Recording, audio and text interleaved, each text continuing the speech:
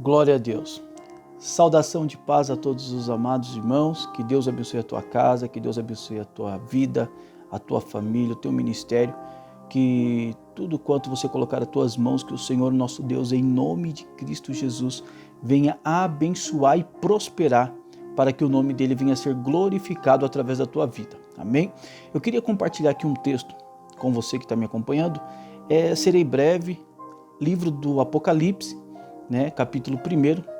Eu vou fazer leitura do capítulo inteiro e aqui eu quero compartilhar algo aí com os amados. Amém? Livro do Apocalipse, capítulo 1. Vamos para a palavra de Deus. Apocalipse, capítulo 1, do verso 1 em diante. Revelação de Jesus Cristo, a qual Deus lhe deu para mostrar aos seus servos as coisas que em breve devem acontecer e que ele, enviando o seu anjo, deu a conhecer ao seu servo João, que atestou a palavra de Deus e o testemunho de Jesus Cristo, quanto a tudo o que viu. Bem-aventurado aquele que lê, bem-aventurado aquele que ouve as palavras da profecia e guarda as coisas nelas escritas, pois o tempo está próximo.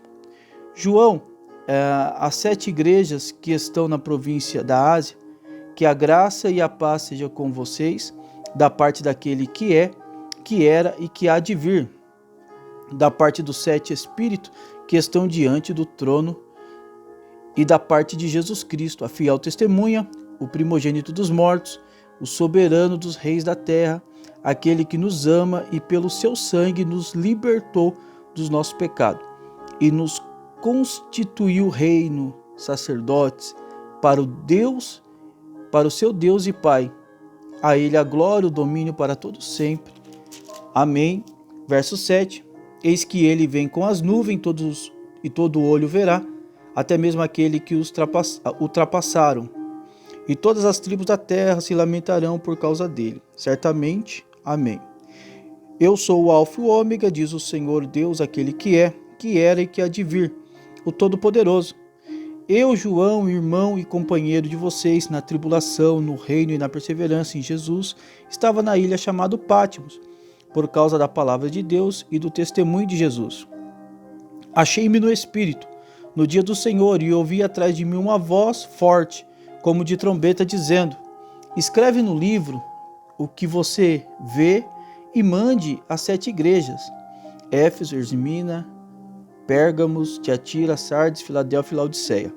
Voltei-me para ver quem falava comigo. Ao voltar vi 7 candelabros de ouro, e no meio dos candelabros um semelhante ao Filho do Homem, com vestes talares e cingidos à altura do peito com um cinto de ouro. A cabeça e os cabelos dele eram brancos como a alva lã, como a neve. Os olhos eram como a chama de fogo. Os seus pés eram semelhantes ao bronze polido, como que refinado numa fornalha. A voz era como o som de muitas águas. Na mão direita ele tinha 7 estrelas, e da sua boca saiu uma afiada espada de 2 gumes. O seu rosto brilhava como o sol na sua força. Ao vê-lo, caí aos seus pés como morto. Porém, ele pôs sobre mim a mão direita, dizendo: não tenha medo, eu sou o primeiro e o último, aquele que vive. Estive morto, mas eis que estou vivo para todo sempre, e tenho a chave da morte e do inferno. Escreva, pois, as coisas que você viu, as coisas que são as que hão de acontecer depois destas. Quanto ao mistério das 7 estrelas que você viu na minha mão direita, e quanto aos 7 candelabros de ouro, as 7 estrelas são os anjos das 7 igrejas, e os 7 candelabros são as 7 igrejas. Ao anjo da igreja de Éfeso escreve: estas coisas diz aquele que conserva na mão direita as 7 estrelas e que anda no meio dos 7 candelabros de ouro. Amém? Essa é a leitura para que nós possamos aí meditar um pouco na palavra de Deus. Claro que vamos aproveitar e fazer uso, da história. A história, a tradição, ela nos diz que tinha um imperador por nome de Domiciano. Ele vai pegar João, vai tirar João ali da comunhão da igreja, vai lançar ele num tacho de óleo fervendo, mas de forma sobrenatural, né, milagrosa, João ele não morre. Nós vemos esse imperador tentando tirar João da comunhão da igreja, mas ele falha porque ele não consegue tirar João da comunhão do dono da igreja. Isso aqui é tremendo, porque no período de pandemia as pessoas pararam de ir ao templo, né? Podem até os templos estar fechados, mas nós nunca iremos perder a comunhão com o dono da igreja, que é o nosso Senhor e Salvador Jesus Cristo. Isso aqui é tremendo. Só que antes de nós entrarmos nas revelações dessa palavra, vamos voltar um pouquinho para a criação, levando em consideração que tudo aquilo que é criado no mundo espiritual. E tudo aquilo que é formado no mundo físico, né? Então, por isso nós temos essa diferença do capítulo 1 e do capítulo 2 do Gênesis. Porque no capítulo 1 fala das coisas sendo criadas e no capítulo 2 das coisas sendo formadas. Nós vemos isso daí de forma bem clara quando se refere ao homem, né? Quando nós vemos no capítulo 1, e criou Deus o homem à sua imagem e semelhança. Quando nós lemos no capítulo 2, e formou Deus o homem à sua imagem e semelhança. Porque as coisas primeiro são criadas no mundo espiritual e depois são formadas no mundo físico. Mas quando nós olhamos para a criação, nós vemos ali a soberania de Deus, algo tremendo, poderoso. Nós vemos Deus na sua infinita sabedoria, no seu infinito poder, na sua infinita eminência. Deus não precisava do homem, porque nós vemos que na criação, quando Deus ele cria os anjos estão oferecendo louvores e adoração para Deus. Nós vemos um pouco disso quando nós lemos Isaías capítulo 6, que os serafins estão virados um para o outro, dizendo: Santo, Santo, Santo é o Senhor dos exércitos, toda a terra está cheia da sua glória. Mas bem, quando nós vamos aí para Deus formando as coisas que são visíveis, quando Deus ele forma o homem, a sua imagem e sua semelhança, planta o jardim no Éden, coloca o homem naquele lugar de delícia, o homem vai ter provisão da parte de Deus, o homem vai ter as suas necessidades supridas, né? E eu acho isso interessante, porque quando Deus ele planta o jardim no Éden, ele coloca o homem para lavrar o jardim, cuidar do jardim. O homem era para ser um guardador, né? Ele vai só liberar uma palavra de proibição para o homem, que era justamente para o homem não comer, né, do fruto do conhecimento do bem e do mal. Isso aqui eu acho interessante, porque essa foi a proibição que Deus deu para o homem, quando Deus coloca o homem no meio do jardim, lembrando que o jardim quem plantou foi Deus. Tudo que o homem tinha acesso ali era provisão de Deus. Deus era o provedor na vida do homem. E isso é interessante, porque todas as vezes que Deus, né, e que nós entendemos desta forma que Deus ele é o provedor da nossa vida, Deus sempre vai ter autoridade para colocar uma proibição. E aí, quem é espiritual já entende, né? Aí está, né, um dos princípios básicos. Por que nós devolvemos o dízimo, né? Por que nós ofertamos, ainda que isso seja algo de adoração, gratidão, né? Mas nós devolvemos o dízimo, ofertamos, porque nós reconhecemos que tudo vem das mãos do Senhor, né? E aquele que provê na minha vida, ele tem autoridade para colocar algumas proibições, e as proibições é essa, que nós não poderíamos comer, né, de tudo aquilo que vem da nossa mão, mas que nós precisaríamos, né, semear no reino, devolver ao Senhor. Coisa linda. Só que mesmo assim, né, o homem ele não se contenta com aquilo que Deus proporcionou para ele. Porque nós vamos ver que o homem está no lugar de provisão, o homem está sendo provido por Deus. Deus fez o homem à sua imagem e sua semelhança. Deus colocou o homem no lugar onde ele iria dominar, onde ele iria dar nome a tudo. Deus ele começa a fazer algo tão poderoso, porque Deus ele vinha na viração do dia, a palavra do Senhor diz, para poder conversar com o homem. Então Deus tinha um encontro com o homem contínuo.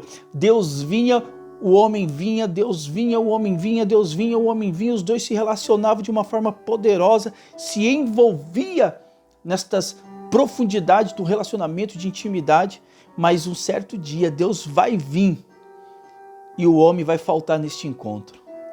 O homem vai se esconder de Deus, o homem vai fugir da presença do Senhor, porque justamente o homem quebra uma ordenância de Deus. Quando Deus falou, não come, o homem foi lá e comeu. E aí nós vemos que naquele momento, Deus com todo o poder, sabendo que o homem ia errar, sabendo que o homem ia pecar, sabendo que iria acontecer tudo isso que nós vivemos hoje, tudo isso que já passou, tudo isso que ainda está por vir. Deus poderia, naquele momento, falar assim: não vou mais fazer nada, não vou mais criar a humanidade, vou ficar somente com aquilo que eu criei no mundo espiritual, a adoração dos anjos, para mim está ótimo. Mas nós vemos ali Deus agindo de misericórdia, porque mesmo o homem errando, mesmo Deus sabendo que o homem iria errar, Deus não desistiu do homem. Nós vamos ver ali no jardim o próprio Deus, né, agindo com amor. Por isso que nosso Deus, o Deus que nós servimos, é um Deus que é amor. O amor não é Deus, mas Deus é amor.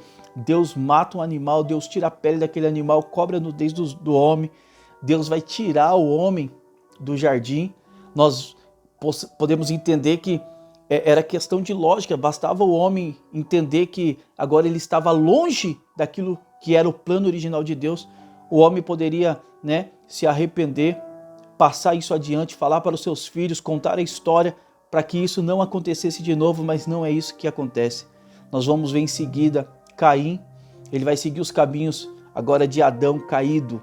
Caim vai matar o seu irmão, depois de um tempo nasce Sete traz ali uma esperança. Poderíamos imaginar que as coisas iriam melhorar, mas as coisas não melhoram. Depois, daí em diante, as coisas só vêm a piorar. Chegando em Gênesis capítulo 6, Deus ele vai liberar uma palavra que o Espírito do Senhor não contenderia mais com o homem para sempre. E ali Deus vai destruir a humanidade. Deus vai achar graça em Noé, e através de Noé Deus vai fazer uma nova aliança. Mas nós vemos que a história se repete, até um dia Deus precisar enviar o teu Filho, né, Jesus Cristo, o Cordeiro de Deus que tira o pecado do mundo. E aqui eu quero abrir um parênteses.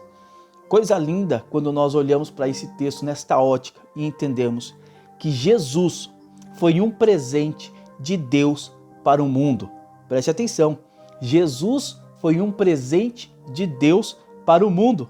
Tomo por base João 3,16.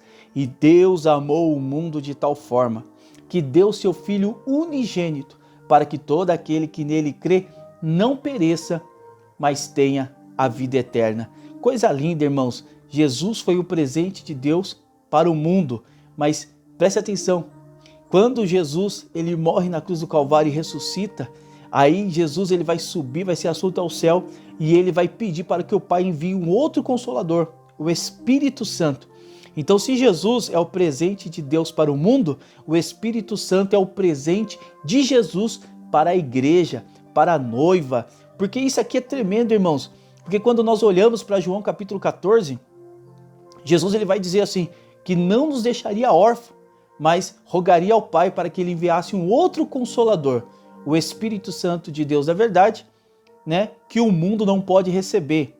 Jesus foi um presente de Deus para o mundo, mas o Espírito Santo é um presente de Jesus para a igreja. O mundo, irmão, não pode receber o Espírito Santo.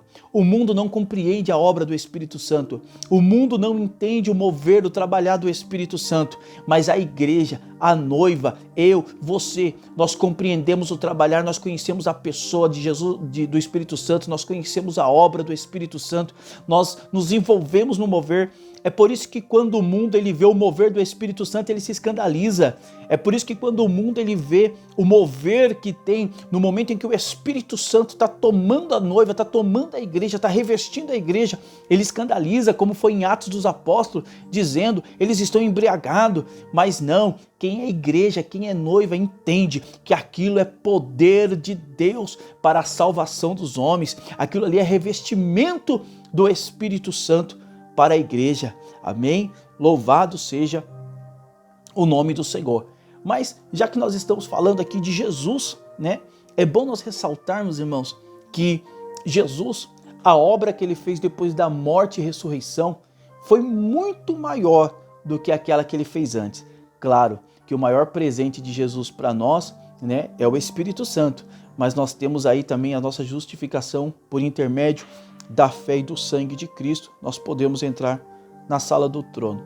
Mas quando nós vemos alguns pontos depois da morte e ressurreição de Cristo, isso aqui me chama muita atenção. Isso aqui traz uma riqueza de detalhe, algo tremendo que eu quero compartilhar com você nessa tarde. Quando nós vemos para a morte e ressurreição de Jesus, A Bíblia vai dizer que quando Jesus ele morre, quando ele fala assim, na cruz do Calvário, Pai, eu te entrego o meu espírito, naquele momento o sepulcro se abre, né? Mas quando o sepulcro se abre, a Bíblia diz em Mateus que muitos mortos, né, ressuscitaram, mas eles não saíram da tumba, porque eles não poderiam quebrar esse princípio. Jesus é a primícia dos que dormem. Jesus foi o primeiro que morreu e ressuscitou. Então, a Bíblia vai dizer, né, alguns pontos depois da morte de Cristo. Qual é a primeira? Que Jesus, irmãos, ele ressuscita dos mortos. Louvado seja o nome do Senhor por isso. Depois que Jesus ressuscita dos mortos, a Bíblia diz que ele vai, né, até o tabernáculo celestial, e lá ele deposita o seu sangue. Depois que ele deposita o sangue no tabernáculo celestial, ele vai descer até o Hades, até o Sheol, até as partes mais profundas da terra, vai pegar o cativeiro, vai dar dons aos homens, ele vai ser assunto ao céu, vai ficar à destra do Pai e vai enviar o Espírito Santo para a igreja. Você já percebeu a riqueza de informação que isso nos traz? Jesus, quando ele morre, ele leva o seu sangue até o tabernáculo celestial, o tabernáculo verdadeiro. Hebreus 9 diz que não foi com sangue de bodes nem de touro, mas com o seu próprio sangue. Ele nos comprou para Deus. Então ele leva o sangue até o tabernáculo celestial, o verdadeiro tabernáculo. Depois ele vai descer nas partes profundas da terra. Ele vai pegar o cativeiro, seio de Abraão, vai estabelecer agora o paraíso nos céus. Ele vai ressuscitar, vai ficar 40 dias junto com os seus discípulos, instruindo, ensinando, falando: eis que vos dou poder, ficar em Jerusalém, até que do alto seja revestido de poder, né? Ele vai ser assunto ao céu, vai estar à destra do Pai, vai nos enviar o Espírito Santo Consolador, que nos ajuda, que nos ensina, que nos conforta, que nos faz caminhar sobre toda a verdade. Isso é algo tremendo, tremendo. E quando eu olho para esse texto, quando eu vejo essas revelações do livro de Apocalipse, capítulo 1, o próprio Senhor mostrando que está cuidando daqueles que temem ao Senhor, daqueles que guardam a sua palavra. O Senhor, ele está mostrando aqui a preocupação que ele tem em guardar, né, João, o apóstolo. E João, irmãos, mesmo ele passando por todo este processo, o Senhor não o abandonou. E o Senhor mostra para João nessa visão, quando João ele olha, ele vê aquele semelhante ao Filho do Homem, que nós sabemos que é o próprio Senhor Jesus Cristo. Ele vai ver Jesus passeando no meio das igrejas. Ele vai ver as 7 estrelas que estão nas mãos do Senhor. Aquelas estrelas, o próprio Jesus fala que o mistério daquelas estrelas é que elas são os anjos da igreja, os mensageiros, os pastores. E quando eu vejo esse número 7, irmãos, falando da totalidade, é Jesus nos ensinando que a igreja, ela tem a totalidade, porque a totalidade da igreja é o cabeça, é Cristo. Se a igreja tem Cristo, irmãos, a igreja não sente falta de nada. Amém? Se a igreja tem Cristo, ela não sente falta de nada. Jesus mostrando que independente das falhas, de todos os erros que a humanidade veio aí causando, tropeçando, mas mesmo assim, em todos os momentos Deus estava guardando, Deus estava com um plano, né, para remir a humanidade, para trazer a humanidade de volta para o plano original. E é por isso que hoje, nesta tarde, estou eu e você aqui podendo desfrutar deste maná, desta palavra. É Deus dizendo que Ele está cuidando, velando pelas nossas vidas, cuidando de nós em todos os instantes, em todos os momentos. Eu queria compartilhar essa palavra com você, que Deus possa abençoar a tua vida, a tua casa, a tua família. Amém? Deus te abençoe em nome de Jesus.